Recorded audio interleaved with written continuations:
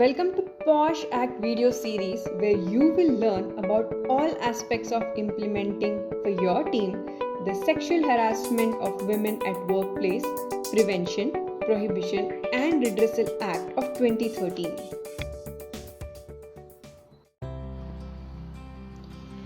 In video number 2, we learned the key responsibilities of ICC defined by the law. Here is a quick summary. 1. Prevention by monitoring policy and procedures of hiring, appraisal, leave, travel, infrastructure, etc. 2. Prohibition by organizing awareness programs and facilitating reporting. 3. Redressal of complaints by fair, unbiased and swift inquiry and action.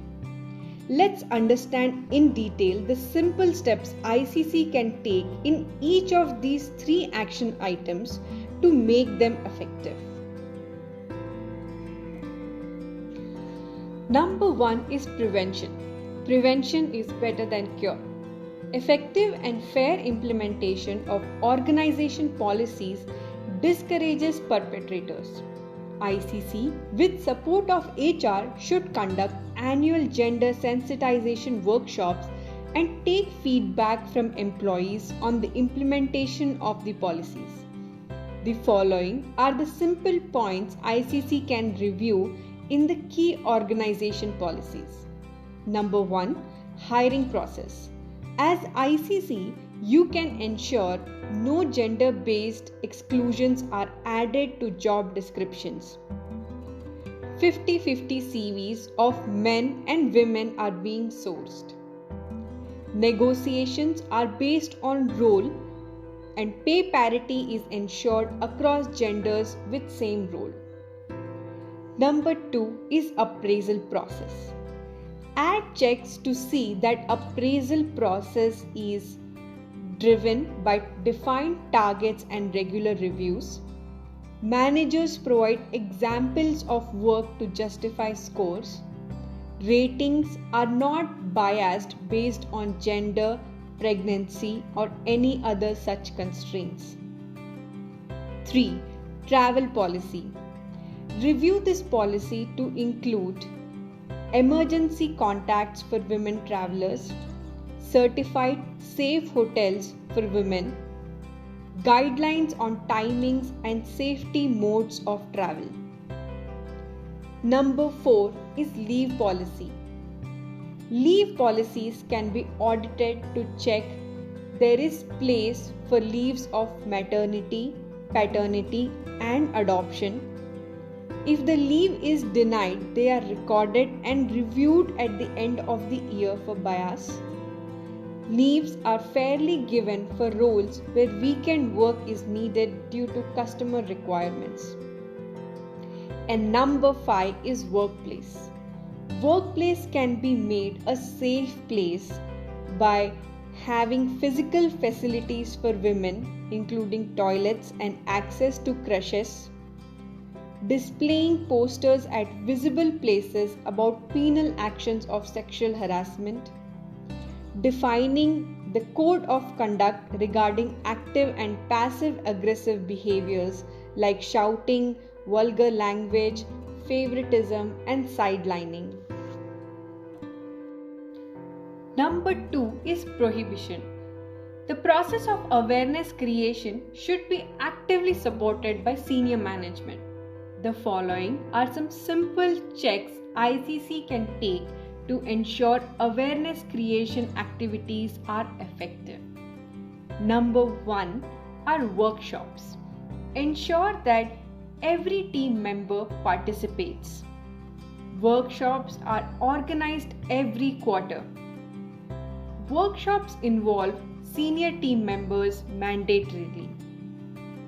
Number 2, workshop content. Check that it covers the rights and responsibilities under law, gives as many examples as possible, shares simple do's and don'ts for team members to follow. Number 3 is communication. Create annual report of the initiatives taken to enable safe workplace.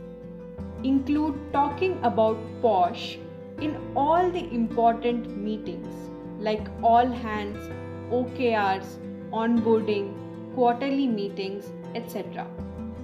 Mandate senior team members to pledge for women's safety. Number 4 is facilitating reporting. Conduct women-only workshops to encourage speaking up. Roll out surveys to know about safety concerns. Train senior managers to know the importance of the law and enable them to train their team. Number 5 is complaint. Provide sample templates of the complaint. File it on behalf of women if requested. Forward the complaint to police immediately if the perpetrator is not an employee. And the last part is redressal. As we discussed in video number 3, the complaint redressal should be fair, unbiased, and swift for it to be effective. ICC should be aware of its power as civil court. ICC must listen to all parties and gather evidence to arrive at the judgment. Also, ICC is held responsible by law to ensure physical and mental health of the aggrieved women without any financial loss to her during the complaint redressal. The following are simple checks ICC can take at each step of the redressal process. Number 1 is inquiry initiation. Make a clear plan of inquiry, define responsibilities, and communicate regularly within 7 days of the complaint.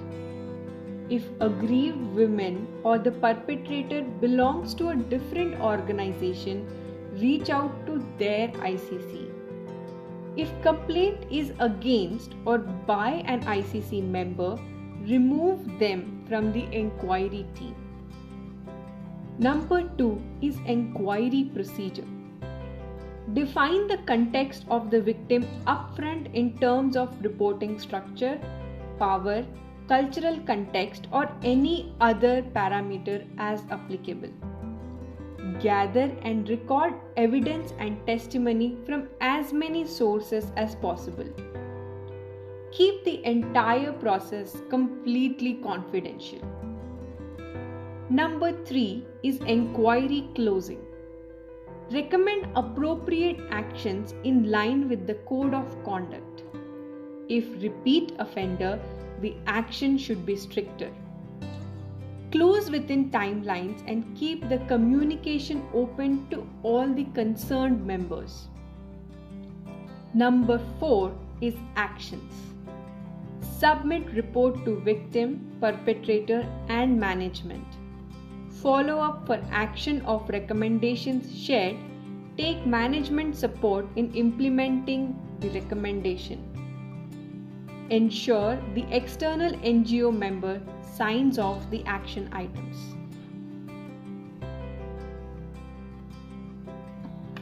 Video 1 to 4 in this series cover the overview of the POSH Act. Video 5 to 7 in this series cover simple actions that team members, management, and ICC can take to enable safe workplace.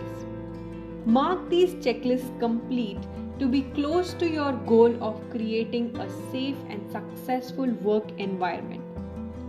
These checklists are comprehensive but not complete, as sexual harassment is contextual.